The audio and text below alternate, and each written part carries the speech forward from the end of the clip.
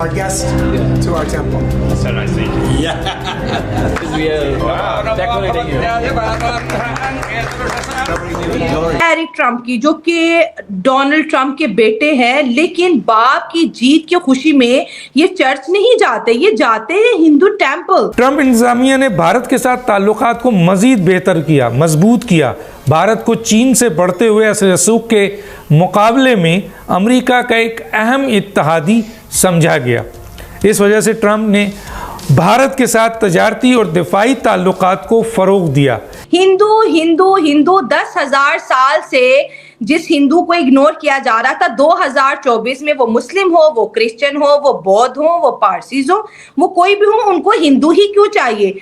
और वहां पर जाके ये जी ऑरलैंडो में जी प्रार्थना करते हैं कि मेरा बाप जो है एक अच्छा प्रेसिडेंट बने और साथ साथ हिंदुओं के लिए हम काम करेंगे। अमेरिका को भारत की कितनी जरूरत है, अमेरिका को भारत की कितनी जरूरत है, ये कॉन्फिडेंस नहीं आपको मिलेगा जो इंडिया के पास है। भारत बुनियादी तौर पे अमेरिका की दिफाई, टेक्नोलॉजिकल, इकोनॉमिक और डिप्लोमेटिक सपोर्ट को अपने आप को बिल्डअप करने के लिए एज अ ग्रेट पावर इस्तेमाल कर रहा है, लेकिन चीन के सामने उसका कुछ नहीं, अमेरिका को पे बैक कुछ नहीं कर रहा। इंडियंस नहीं लड़ेंगे अमेरिकन के लिए, हम लड़ते रहे। हम जनाब वॉर अगेंस्ट टेररिज्म में भी लड़े दुनिया के साथ, सारी दुनिया ने कहा जी है दहशतगर्द आगे न सके, चलो और लड़ने ना जनाब, हम तैयार हो गए।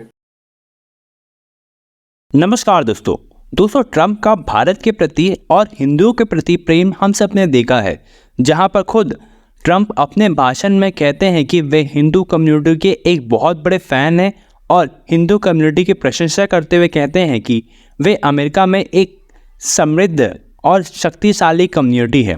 और दोस्तों, इसी बीच ट्रम्प ने इस इलेक्शन जीतने के बाद उनके बेटे एरिक ट्रम्प हिंदू मंदिर को विजिट करते हैं, जहां पर वे इंडियन कस्टम को फॉलो करते हुए शेरवानी पहन करके मंदिर जाते हैं और एरिक ट्रम्प का भव्य स्वागत किया जाता है मंदिर में मौजूद लोगों द्वारा और वहां के पंडित द्वारा, जहां पर उन्हें एक भगवा कलर का गमछा भी पहनाया जाता है, जो कि दोस्तों ये दिखाता है कि ट्रम्प के पूरे परिवार हिंदू कम्युनिटी को काफ़ी ज़्यादा रेस्पेक्ट देते हैं, जिसे देख करके पाकिस्तान काफ़ी ज़्यादा परेशान है और अपने छाती पीट रहा है, क्योंकि ट्रम्प के आने के बाद पाकिस्तान की वाट लगने वाली है और वहीं दूसरी तरफ भारत को काफ़ी ज़्यादा प्रेफरेंस मिलने वाला है अमेरिका द्वारा। तो चलिए इसी पर आगे पाकिस्तानी मीडिया का रिएक्शन देखते हैं। अमेरिका की जो यूथ है वो टोटल यूथ का 25-30%, 36% तक ड्रग एडिक्ट है, क्योंकि उसको कॉम्पिटिटिव बिहेवियर या कॉम्पिटिटिवनेस सिखाई नहीं गई।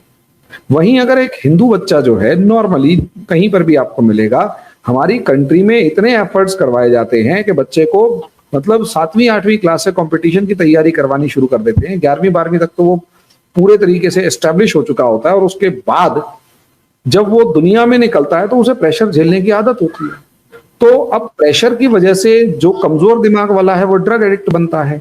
अब 7वीं क्लास से 8वीं क्लास से उसको प्रेशर झेलने की आदत डाल दी, तो जैसे ही वो बाहर निकलता है तो उसे किसी ड्रग्स की जरूरत नहीं, किसी चीज की जरूरत नहीं, वो तो उसके लिए तो नॉर्मल है, क्योंकि वो 12-12, 15-15 घंटे वैसे ही पढ़ के आया, वैसे प्रेशर झेल के आया।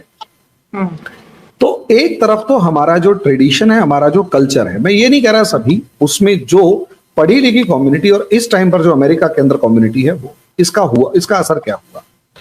अमेरिका के अंदर जो हिंदू पॉपुलेशन है वो जस्ट 1% है, जस्ट 1%। और अमेरिका के अंदर जो डायरेक्ट टैक्सेस रिसीव होते हैं उसका 6% हिंदूज देते हैं, यानी टोटल पॉपुलेशन का 6 गुना कंट्रीब्यूशन है जीडीपी के अंदर या टैक्सेस के अंदर। तो इससे आपको एक चीज समझ में आएगी कि अल्टीमेटली ये लोग वो हैं जो नॉर्मली वेल्दी मिलेंगे तो ऑब्वियस सी बात है, इलेक्शन लड़ने के लिए डोनेशन चाहिए तो वो भी मिलेगा। अच्छा, सबसे बड़ी बात, ये लोग डेमोक्रेसी के लिए कुछ ज्यादा डेडिकेटेड है, तो इनकी वोट परसेंट भी नॉर्मली ज्यादा होती है। ये जो वोट डालते हैं वो आम पॉपुलेशन अगर 30% वोट डालती है, तो इस 1% का अगर 90% वोट पड़ रहा है, 80% वोट पड़ रहा है, तो इसका मतलब ये है कि वो जो 90% है वो अपने आप को 1 की जगह 9% कर देता है या 10% कर देता है। और क्योंकि ये वोकल हैं, इन्फ्लुएंशियल हैं, लोगों को एम्प्लॉयमेंट दे रहे हैं, उनसे इंटरेक्ट कर रहे हैं, तो कहीं ना कहीं एक नैरेटिव सेट करने पे भी ग्राउंड लेवल पे एक इंपॉर्टेंट रोल प्ले करते हैं। इस वजह से अमेरिका की ग्राउंड रियलिटी को अगर आप देखते हैं तो यहां पर हिंदूज का एक कंट्रीब्यूशन स्ट्रांग है। उस स्ट्रांग कंट्रीब्यूशन को अगर इस टाइम पर देखेंगे तो दुनिया में हिंदू इस टाइम पर विक्टिम भी है। आप कनाडा में देखेंगे तो दिवाली वाले दिन कनाडा में हिंदुओं को दिवाली नहीं मनाने दी गई। अगर आप बांग्लादेश में देखेंगे तो बांग्लादेश में दिवाली वाले दिन हिंदुओं को आर्मी ने घरों में घुस के मारा। तो इस चीज का पूरी दुनिया पर एक असर है कि अल्टीमेटली भाई ये लोग मेहनती भी हैं, पैसे वाले भी हैं। बांग्लादेश में भी जो हिंदू है उनका भी कंट्रीब्यूशन कंपैरेटिवली आम पॉपुलेशन के बहुत ज्यादा है। ठीक है, अगर आप देखेंगे पाकिस्तान की सबसे बड़ी प्रॉब्लम यह है कि पाकिस्तान में हिंदू नहीं है। अगर यही हिंदू पाकिस्तान में होता और कुछ ना करें, आप 50 मारवाड़ियों को अपने यहाँ बुला लें और कहें कि भैया तुम बिजनेस करो, मैं गारंटी से कह रहा हूं ये 50 मारवाड़ी और गुजराती जो हैं आपके पाकिस्तान का कर्जा अगले 10 साल में उतार के आपको अमीर बना देंगे। लेकिन वही है ना कि क्योंकि हम हिंदू हैं और आपकी रिलीजन के अंदर इनको काफिर और वाजिबुल कत्ल और न जाने क्या क्या बताया गया है, और ठीक है फिर ऑब्वियस सी बात है अब जो तालियां बज रही हैं वो इसलिए क्योंकि अल्टीमेटली हमने पूरी दुनिया में पिछले 2000 साल में या कम से कम पिछले 1500 साल में किया क्या है वो दुनिया को समझ में आ रहा है। हमारी जिस आइडियोलॉजी को चाहे इस्लाम में चाहे क्रिश्चियनिटी में गलत बताया, चाहे मॉडर्न डे आइडियोलॉजी में गलत बताया, वो आज के दिन सही प्रूव हो रही है। अमेरिकी दबाव के बावजूद, बाइडेन एडमिनिस्ट्रेशन के दबाव के बावजूद भारत ने चीन के साथ जो तिजारत है वो कम नहीं की है। और दूसरी जानिब आप जानते हैं कि वो ब्रिक्स और एससीओ में भी आगे आ रहे हैं। तो वो भारत भी मुकम्मल तौर पर अमेरिका के साथ मुखलिस नहीं है चीन को कंटेन करने के प्रोजेक्ट में। और अमेरिका की इस्टेब्लिशमेंट में ये इदराक बढ़ रहा है कि भारत बुनियादी तौर पे अमेरिका की दिफाई, टेक्नोलॉजिकल, इकोनॉमिक और डिप्लोमेटिक सपोर्ट को अपने आप को बिल्डअप करने के लिए एज अ ग्रेट पावर इस्तेमाल कर रहा है। लेकिन चीन के सामने उसका कुछ नहीं, अमेरिका को पे बैक कुछ नहीं कर रहा। और चीन के खिलाफ वो उतना अग्रेसिव स्टांस नहीं ले रहा जो कि इंडो पैसिफिक स्ट्रैटेजी में देखे सबसे ज्यादा अहमियत तो भारत को दी गई है। अमेरिका की दिफाई हिकमत अमली जो बाइडेन एडमिनिस्ट्रेशन की नेशनल सिक्योरिटी स्ट्रैटेजी थी जो कि अक्टूबर 2022 में आई थी, उसमें अमेरिका ने भारत को सबसे ज्यादा उससे उम्मीदें वाबस्ता की थी कि स्ट्रेटेजिक पार्टनर डिक्लेयर किया, अफगानिस्तान में इनके रोल को बहुत ज्यादा बढ़ाया। आप समझें कि चीन के खिलाफ वो फर्स्ट लाइन ऑफ डिफेंस थी अमेरिका की, उसकी जो है कमिटमेंट एक्सपेक्टेशन पे पूरा नहीं उतर रहा। और